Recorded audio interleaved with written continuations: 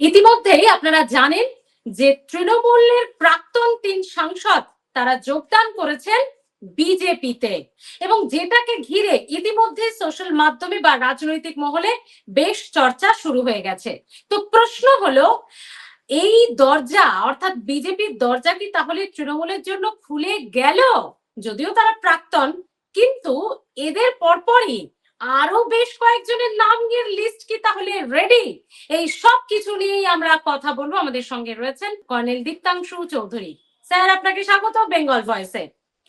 Sir, আপনি শুধুমাত্র সেনাবাহিনীতে থাকাই তো নন, তার সঙ্গে এমন একজন ব্যক্তিত্ব যিনি দুবার বিজেপি প্রার্থী হয়েছেন, যিনি কর্মী সমর্থকদের সঙ্গে খুব ভালো করে মিশেছেন, যিনি মমতা বন্দ্যোপাধ্যায়ের প্রাক্তন উপদেষ্টা আপনি, এবং শুভেন্দু অধিকারীর ছায়া সঙ্গী। তাই আজকের এই টপিকে আপনার থেকে ভালো আমার মাথায় কিন্তু কেউ আসবে যার সঙ্গে কথা বলবো, কারণ আপনি দুটো পার্টিরই অন্তরের বিষয়টা খুব ভালো করে বুঝেছেন, জেনেছেন। স্যার, আপনার কাছে যে বিষয়টা জানার চেষ্টা করব, অবশেষে খুলবো না করেও বিজেপির দরজা তাহলে কি তৃণমূলের জন্য খুলে দেওয়া হলো? তাহলে কি সেই ভালো তৃণমূল তত্ত্বই উঠে এলো? স্যার, প্রীতি, আমরা কিছুদিন আগে বঙ্গ বিজেপির যে সভাপতি, ওনার মুখে আপনি যেটা বললেন, ভালো তৃণমূল এবং বাজে তৃণমূল, এই দুটোর ব্যাখ্যা আমরা শুনেছি। তবে উনি আবার তারপরেও বলেছেন ভালো তৃণমূল এবং বাজে তৃণমূল, এই ব্যাখ্যাটা নাকি গণমাধ্যম ওনার কথার মানে কথাটা বলেছে। আপনি নিশ্চয়ই এবং দর্শক যারা দেখছেন নিশ্চয়ই দেখেছেন, একরকম ঘোড়া দরজা হয়, ইংরেজিতে বলে রিভলভিং ডোর।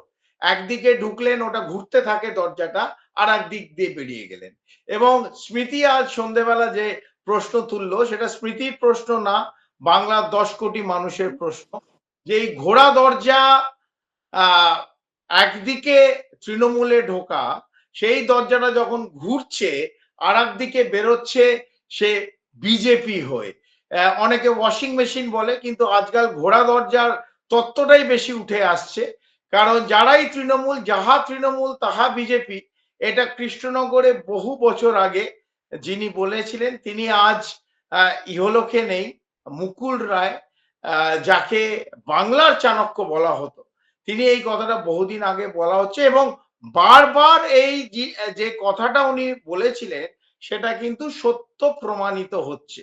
এবং আজকের একটা কোথাও দুঃখ, আমি এই ঘুরে এলাম বিভিন্ন জায়গায়, মানুষের কথা যেটা শুনতে পারলাম রাস্তাঘাটে, এই এই ভোট যারা দিয়েছে, এই আঙুলের জোর, স্মৃতি আপনিও দিয়েছেন, আমিও দিয়েছি, যে এই 4 ফিঙ্গার, এই আঙুলের জোরে, এই আঙুল নিয়েই কত রকম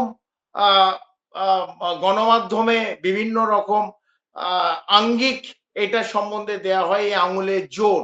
সেই আঙুলের জোরে যে পরিবর্তন চাইছিল, একইভাবে আমরা সেই পরিবর্তনের বদলে হয়তো প্রত্যাবর্তন দেখছি। শুধু একটা রং থেকে আর একটা রং হয়ে গেল, অথবা একটা জোড়া ফুল থেকে একটা পদ্ম ফুল হয়ে গেল।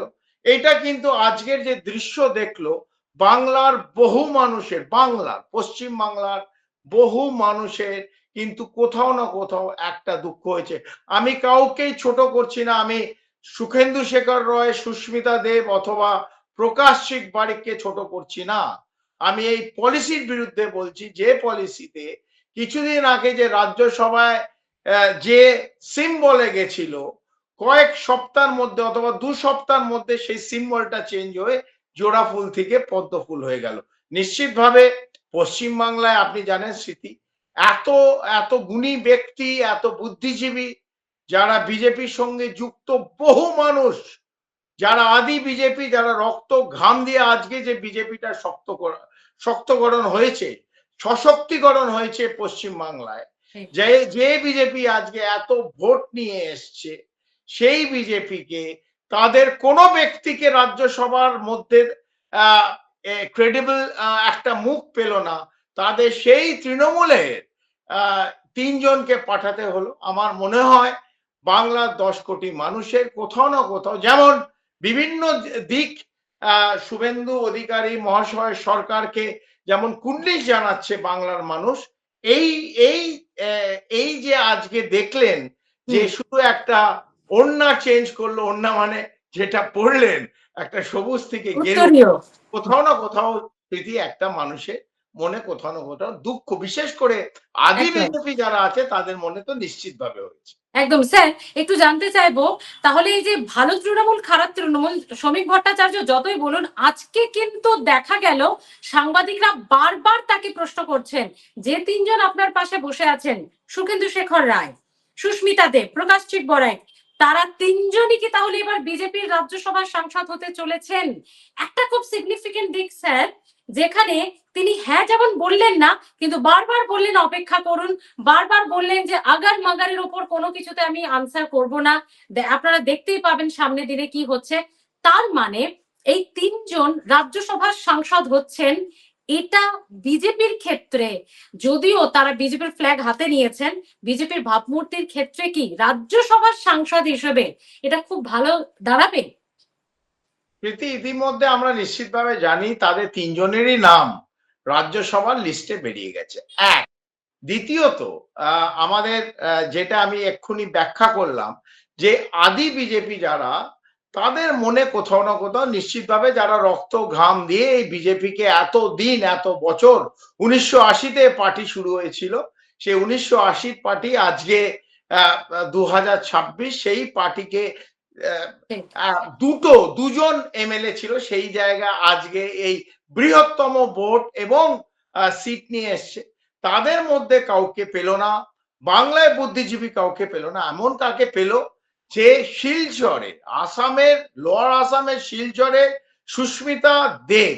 আমি আবার বলছি, সুস্মিতা দেবকে আমি কোনো মতে ছোট করছি না, তবে আমি পলিসি বলছি, সুস্মিতা দেব যে কংগ্রেসের দীর্ঘদিন তার মেম্বার, তার পৈতৃক, তার বাবা সন্তোষ মোহন দেব একজন বড় লিডার, দীর্ঘদিন সুস্মিতা দেব, আমি যখন শিলচরে পোস্টিং ছিলাম স্মৃতি, আমার বাড়ি বিভিন্ন সময় উনি এসছেন, আমার সঙ্গে বন্ধুত্ব ওনার আছে, উনি ওখানে গলফ খেলতেন, তার ব্যবস্থা আমি করেছিলাম, এবং বিভিন্ন সময় আমার সঙ্গে একটা ক্লোজ অ্যাসোসিয়েশন সুস্মিতা দেবের ছিল, সেটা আলাদা, কিন্তু তার প্রফেশনাল ওয়েতে যেভাবে কংগ্রেস থেকে, যেদিন কংগ্রেস দেখলাম প্রায় আসাম থেকে মুছে যাচ্ছে, সেখানে একটা লম্ফজম্প করে ঢুকলো তৃণমূলে, এবং তৃণমূলে আমি জানি না কেন তৃণমূল কংগ্রেস ওনাকে টিকিট দিলেন, ওনাকে রাজ্যসভায় পাঠালেন, যেখানে বাংলায় আমি একই বিজেপির মতন হাজার বুদ্ধিজীবী আছেন, নোবেল পুরস্কৃত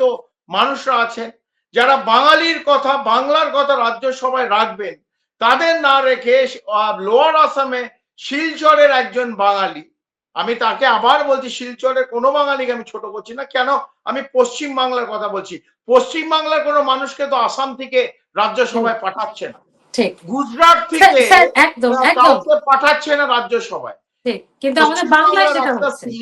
যেখানে সুস্মিতা দেবের দীর্ঘদিন কংগ্রেস, তারপর তৃণমূল কংগ্রেস, আজ সে 2 সপ্তাহের মধ্যে বিজেপির ফ্ল্যাগ নিয়ে হেমন্ত বিশ্ব শর্মার সঙ্গে দেখা করে মাথা নত করলেন, তারপর আজকে শ্রমিক ভট্টাচার্যের কাছে ফ্ল্যাগ নিলেন। এইটা পশ্চিমবাংলার আমি একজন নাগরিক, আমার কোথাও না কোথাও যে বিজেপিকে আনা হয়েছে, যে বিজেপিকে সর্বসম্মতভাবে ভোট দেওয়া হয়েছে, কোথাও না কোথাও একটা দুঃখ জাগে যে এই আইডিওলজি, এই পয়েন্টটা থেকে স্যার, আপনি 16-তে প্রার্থী হয়েছিলেন বিজেপি, আপনি 21-এ প্রার্থী হয়েছিলেন বিজেপি, দীর্ঘদিন শুভেন্দু অধিকারী যখন বিরোধী দলনেতা, তার ছায়া সঙ্গী, সফর সঙ্গী, তার সঙ্গে ঘন্টার পর ঘন্টা, দিনের পর দিন, মাসের পর মাস রাজনৈতিক কর্মসূচি, দলের সাংগঠনিক দিক থেকে থেকেছেন।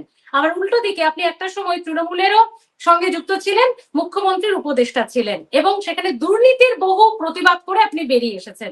এই জায়গা থেকে যেহেতু আপনি দুবার প্রার্থী হয়েছেন এবং 2-3 হাজার ভোটের ব্যবধানে হেরেছেন, তার মানে আপনার সাংগঠনিক ক্ষমতা এবং কর্মীদের সঙ্গে জনসংযোগ এবং কর্মীদের সঙ্গে যে ইন্টারেক্ট, সেটা খুব ভালো ছিল। এটা ধরে নিয়েই কিন্তু আমরা দেখেছি যে আপনি কিভাবে প্রচার করেছেন। আপনার কাছ থেকে খুব ভালো করে আমরা বুঝতে পারবো এই সিদ্ধান্ত কর্মীদের মধ্যে কি এফেক্ট ফেলতে পারে, কারণ আপনি দুবার সেই কর্মীদের সঙ্গে রাত দিন এক করে কাজ করেছেন। প্রীতি, এটা দীপ্তাংশু চৌধুরী অথবা সুস্মিতা দেব অথবা সুখেন্দু শেখর রায়ের কথা নয়, এটা বাংলার কথা, এটা বঙ্গ বিজেপির কথা, এবং তার পলিসির কথা আপনি একদম সঠিকভাবে বললেন। আমি আবার বললাম যে রক্ত ঘাম দিয়ে যে ভারতীয় জনতা পার্টির আদি বিজেপি, নব্য বিজেপি নয়, যারা 2026-এ বিকেল 4টের পর অথবা 4ঠা মের পর বিকেল 4টের পর তারা বিজেপি হয়েছে, যারা দীর্ঘদিন বিজেপি করছে, কেউ বসে আছে আমাদের মতন যারা অ্যাক্টিভ বিজেপি কর্মী নয়, তারা বলছে এইগুলো আমরা বাইরের থেকে দেখছি। আমাদের যারা বিভিন্ন হাজার হাজার লক্ষাধিক কর্মী, তাদের নিশ্চিতভাবে কোথাও না কোথাও দুঃখ হচ্ছে। তাদের যে নেতৃত্ব দিয়েছে, তাদের নেতা যারা রক্ত ঘাম নিয়ে বিজেপিকে তার ফ্ল্যাগটা কাঁধে নিয়ে বাঁচিয়ে রেখেছে, তাদের যোগ্যতা এই বিজেপি পার্টি পেল না, বঙ্গ বিজেপি পেল না, কেন্দ্রীয় নেতৃত্ব পেল না। কাদের পেল? তৃণমূল থেকে যারা তৃণমূলের ফ্ল্যাগ এই 2 সপ্তাহ আগে ছেড়েছিল, যারা আগে কংগ্রেসে ছিল, সেই কংগ্রেসের আইডিওলজি ছেড়ে তৃণমূল কংগ্রেস, এবং তারা রাজ্যসভা মেম্বার, তাদের কি কন্ট্রিবিউশন পশ্চিমবাংলার একটা বড় প্রশ্ন চিহ্ন আছে। তারা কি কন্ট্রিবিউট করেছে? আজকে যদি তৃণমূল স্মৃতি জিততো, তাদের এই যে স্টান্স, এটা আমরা কেউ দেখতে পারতাম?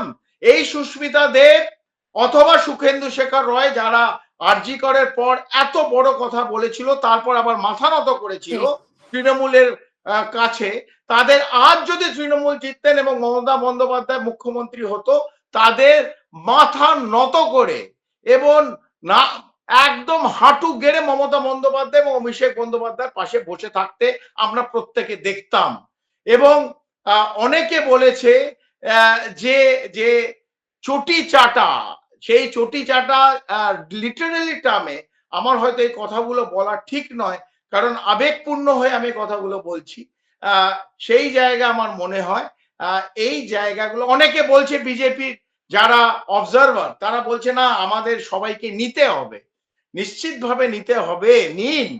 তবে যাদের বাংলা প্রত্যাখ্যান করেছে, যাদের বাংলা সরিয়ে দিয়ে আপনাদের এনেছে, সেই একই মুখ যদি আপনারা নেতৃত্বের জায়গায় নিয়ে আসেন, তাহলে কর্মীদের মনে নিশ্চিতভাবে স্মৃতি দুঃখ হবে। তাহলে এটা এই এই জায়গাতেই একজন সাংবাদিক সুখেন্দু শেখর রায়কে জয়নিং এর সময় প্রশ্ন করছেন যে আপনি এখন কেন, তৃণমূল হেরে গেল বলেই, নাকি তৃণমূল যদি জিততো তাহলে কি আপনি আজকের এই দিনটায় বিজেপির ফ্ল্যাগ নিতেন হাতে? সুখেন্দু শেখর রায় তখন শ্রমিক ভট্টাচার্যকে থামিয়ে দিয়ে বলছেন, আমি উত্তরটা দিচ্ছি। তিনি বললেন, গোটা দেশে যতজন সাংসদ আছে তার মধ্যে ওয়ান এন্ড অনলি আমি, যিনি আরজি করে পুলিশ ভালো কাজ করছে না, প্রমাণ লোপাট করছে, এগুলোর জন্য প্রতিবাদ করেছে। তখন কিন্তু তৃণমূল ক্ষমতায় ছিল এবং তখন কিন্তু তৃণমূলেরই পুলিশ ছিল, আমিও তৃণমূলের সাংসদ ছিলাম, কিন্তু আমি ওয়ান এন্ড অনলি এমপি যে প্রটেস্টটা করেছিলাম, তার জন্য কম মানসিক এবং পুলিশ দিয়ে হেনস্থা আমাকে করা হয়নি।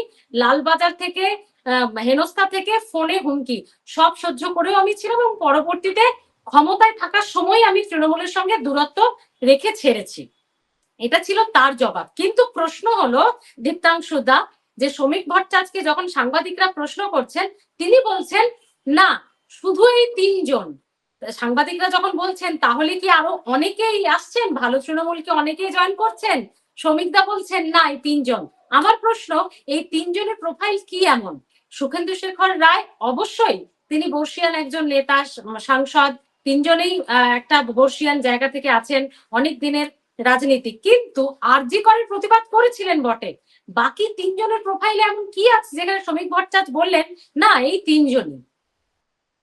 আমি প্রথমে বলি, this is politics of convenience, this is not politics of ideology. মানে যেটা কনভিনিয়েন্ট তখন সেটা বলছি। যখন যেখানে রিক্লেম দ্য নাইট হয়েছিল, আপনার মনে আছে, আপনিও হয়তো হেঁটেছিলেন, আমিও হেঁটেছিলাম, এবং আমার কন্যা যে ডাক্তার, সেও হায়দ্রাবাদ থেকে এসে আমাদের সঙ্গে এক রাত্রির জন্য এসেছিল, রিক্লেম দ্য নাইট, যাদবপুর থেকে গড়িয়াহাট হেঁটেছিল, আমরা সবাই হেঁটেছিলাম, আমরা প্রোটেস্ট করেছিলাম।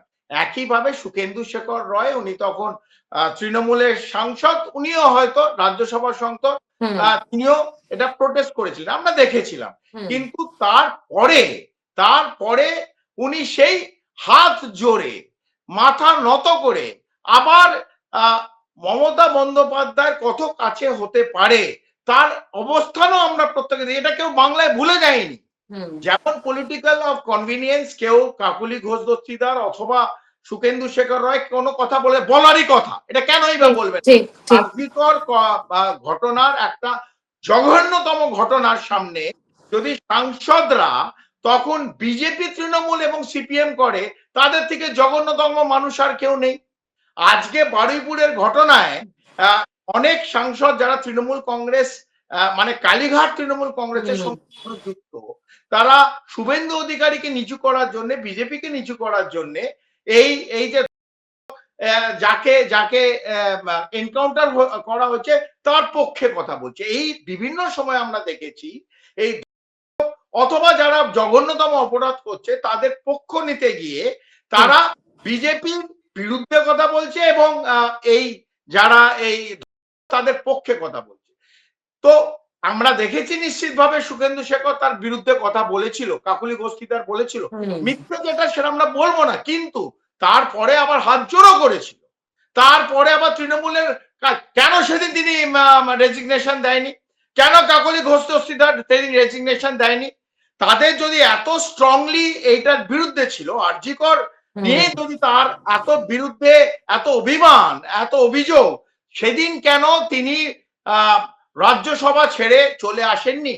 আজকে যখন তৃণমূল কংগ্রেস ছেড়ে গেছে, আজকে উনি রেজিগনেশন দিয়েছেন, আবার 2 সপ্তাহ পর আবার একটা নতুন গেরুয়া উত্তরীয় পড়ে এই পরে আবার তিনি বিজেপি জয়েন করছেন। কাকলি গোষ্ঠীদার সেদিন কেন ছেড়ে আসেননি? এই কথাগুলো এখন আমি বললাম না, this is political of convenience. যদি ছাড়তো তো শুভেন্দু অধিকারীর মতন 19শে ডিসেম্বর 2020 আমরা যেমন গুটি কয়েক এই প্রাতিষ্ঠানিক দুর্নীতির বিরুদ্ধে আওয়াজ তুলে ছেড়ে চলে এসেছিলাম, তা আমরা জানতাম না বিজেপি আসবে, তৃণমূল আসবে, আমরা ডিসেম্বরে ছাড়া হয়েছিল। তো সেই সময় ছেড়ে আসার কথা ছিল, তখন বেঈমান বলেছিল, মির্জাফর বলেছিল শুভেন্দু অধিকারীকে, কারণ শুভেন্দু অধিকারী প্রাতিষ্ঠানিক দুর্নীতির বিরুদ্ধে কথা বলেছিল। আমরা প্রাতিষ্ঠানিক দুর্নীতির বিরুদ্ধে কথা বলেছিলাম এবং মমতা বন্দ্যোপাধ্যায় যে কথা বলছিল, অভিষেক বন্দ্যোপাধ্যায় যে কথা বলছিল, তার বিরুদ্ধে কথা বলা হয়েছিল এবং আমরা বলেছিলাম ঠিক আছে তোমরা দল চালাচ্ছ, এটা তোমাদের পারিবারিক দল, আমাদের কথা মানবে না, ছেড়ে চলে যাচ্ছি। এই সৎ সাহস সুখেন্দু শেখর রায়, প্রকাশ সিং এবং সুস্মিতা দেবের কেন হলো না? আজকে সুস্মিতা দেব কেন বলছে তৃণমূল কংগ্রেস এক দুর্নীতির দল? উনি দেখেননি? উনি পোলো টাওয়ার্সে ত্রিপুরায় থাকেননি? এই পোলো টাওয়ার্সে কোটি কোটি টাকার বিল ত্রিপুরা, যেখানে কংগ্রেস ভাঙতে তৃণমূল কংগ্রেস গেছিল বিজেপিকে সুবিধা করে দেওয়ার জন্য, সেই সময় পোলো টাওয়ার্সের বিল কিভাবে পেমেন্ট হয়েছে তারা জানেন না? কিভাবে উনি বিভিন্ন জায়গায় থেকেছেন এবং এই ফ্রুটস অফ পাওয়ার, এই বিভিন্ন যে সাংসদ এখন বড় বড় বিলম্বিত বুদ্ধি উদয় হচ্ছে, তারা জানেন না? এখন তাদের জাগ্রত হচ্ছে তাদের বিবেক। এই বিবেক যেদিন আরজিকর হয়েছিল তারা কেন ছেড়ে যায়নি? এই বিবেক কেন সেদিন জাগ্রত হয়নি? এখন এত বড় বড় কথা, কারণ তৃণমূল হেরে গেছে, মমতা বন্দ্যোপাধ্যায় পাওয়ারে নেই, তাদের লাল বাতি গাড়ি নেই, পুলিশ নেই, তাই বিভিন্ন এই জাগ্রত বিবেকের, মানে আপনি বলছেন যে ক্ষমতার আশপাশে থাকতে হবে, যখন যে ক্ষমতায় তখন আমরা সেই পার্টি। একদম, এটা হচ্ছে মূল কথা। স্যার আমার একদম শেষ প্রশ্ন, আপনার ব্যস্ততম সময় থেকে সময় নিয়েছি, একদম শেষ প্রশ্ন আমার আজকের জন্য, যে এই 3 জনের জন্য দরজা তো খুলতো সেটা হয়তো অনেকেই মনে মনে ভেবেছিলেন, কিন্তু একটু আর্লিস্ট খুলে গেল আর কি, খুব তাড়াতাড়ি খুলে গেল। আর এবার কি একে একে অনেকেই, লিস্ট কি তাহলে লম্বা? যে ভয়টা বিজেপির গ্রাসরুট লেভেলের কর্মীরা করছিলেন, সেই ভয়টাই কি তাহলে এবার বাস্তবে আসবে? যদিও শ্রমিক ভট্টাচার্য বলেছেন না, সবার জন্য খুলবে না। দেখুন, শ্রমিক বাবু নিশ্চিতভাবে বিজেপির ভালো চায়, উনি রাজ্য সভাপতি, উনি কি বলছেন সেটা বিশ্লেষণ করতে আপনিও বসেননি, আমিও। তবে যে দৃশ্যগুলো আমরা দেখছি, যেভাবে একটা বিরোধী নামমাত্র বিরোধী বানিয়ে রাখা হয়েছে অ্যাসেম্বলিতে, এই একই তৃণমূল যারা, আমি বারবার বলি, 8 কোটি যারা করেছিল তাদের ডিম মার্চ, 800 কোটি যারা কামিয়েছে তাদের কোলে বসিয়ে রেখেছে। তো 8 কোটিতে এই সাধারণ কাউন্সিলর, পঞ্চায়েত প্রধান, তারা ডিম খাবে, আর 800 কোটি যারা বানিয়েছে, যারা দুর্নীতির, প্রাতিষ্ঠানিক দুর্নীতির নেতৃত্ব দিতে, তারা কোলে বসে আছে। তো যারা জিতেছে এবং দুর্নীতি করেছে তাদের সব কিছু মাফ, আর যারা দুর্নীতি করেছে এবং হেরেছে এবং তারা কোথাও নেই, তারা ডিম খাবে। তো স্মৃতি, আমার মনে হয় ডিমটা মিড ডে মিলে দেওয়া ভালো। ডিমটা বাচ্চাদের পৌষ্টিক আহারে মিড ডে মিলে আমার বিভিন্ন যে প্রান্তিক বঞ্চিত মানুষ যারা গ্রামে আছে, যারা রাঢ়বঙ্গর ঝাড়গ্রামের একদম প্রত্যন্ত গ্রামে ছোট বাচ্চাটা স্কুলে যাচ্ছে, তাদের ওই ডিমটা দরকার। এই প্রাতিষ্ঠানিক দুর্নীতি যারা 8 কোটি 4 কোটি কামিয়েছে, তাদের মাথায় ডিম ফাটিয়ে কোনো লাভ নেই। দেখতে হবে যারা 800,000 কোটি কামিয়েছে, তাদের যে কোলে বসিয়ে দোলাচ্ছে, সেই দোলনাটা কতদিন দোলে, এবং সত্যি তারা কয়েকদিন বাদে আমরা দেখবো তাদেরও এই যে গলায় যে যেটা পড়ছে সেটা সবুজ থেকে গেরুয়া হচ্ছে কিনা। বাংলার মানুষ খুব কিন্তু সজাগ, রাজনৈতিকভাবে সজাগ, এবং খুব ক্লোজলি মনিটর করছে। স্যার অনেক ধন্যবাদ আমাদের সঙ্গে বেঙ্গল ভয়েসের সঙ্গে থাকার জন্য। কিছুদিন আগেও আপনার ইন্টারভিউ আপনি সুন্দর করে ব্যাখ্যা করেছিলেন, আমরা সেই সাক্ষাৎকারেও প্রচুর মানুষের সাড়া পেয়েছি। আশা করছি আজকে আপনার বক্তব্য আমরা বাংলার প্রচুর রাজনৈতিক সচেতন মানুষের কাছে পৌঁছে দিতে পারবো বেঙ্গল ভয়েসের মধ্যে। অনেক অনেক ধন্যবাদ, অনেক ধন্যবাদ। ভালো থাকবেন স্যার। অর্থাৎ আপনারাও বুঝলেন যে এটা কর্মী সমর্থকদের কিভাবে এফেক্ট করবে, স্যার যেটা খুব সুন্দর করে বিশ্লেষণ করে দিলেন, এবং সঙ্গে কেন তারা আজকে তৃণমূলের বসন ছেড়ে গেরুয়া বসন বিজেপির বসন ধরলেন।